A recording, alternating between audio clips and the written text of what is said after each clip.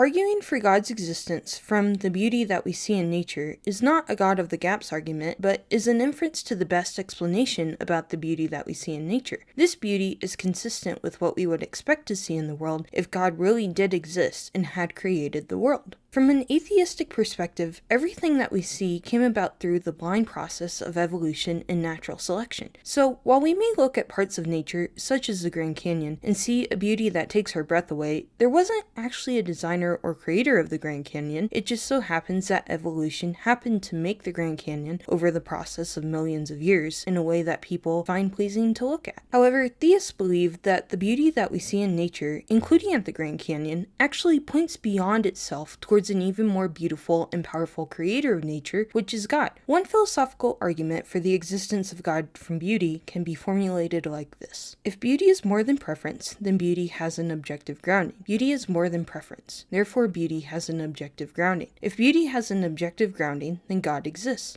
Therefore, God exists. This argument is saying that if there's such a thing as objective beauty, that objective beauty must be grounded in an objective standard of beauty, which is God. God is the objective standard of beauty because he created the world and is objectively beautiful. If God does not exist, then there's no such thing as objective beauty, just subjective preferences about beauty. This means that beauty and ugliness are purely subjective, or that beauty is in the eye of the beholder, meaning there's no objective standard of beauty that all people everywhere recognize. However, just because people disagree about what is beautiful, that doesn't mean there's no such thing as objective beauty. In fact, when we say that something is beautiful, we're saying that, in our opinion, we believe that this object possesses the objective quality of beauty, even if we disagree about what objects possess that quality and which objects don't. Even though we may disagree, we all agree that there's such a thing as beauty that objects can have to a greater or lesser extent. This means that beauty is objective in the same way that math calculations are objective. Math is objective even if no one recognized it to exist. The same is true with beauty. Even if no one thought anything was beautiful,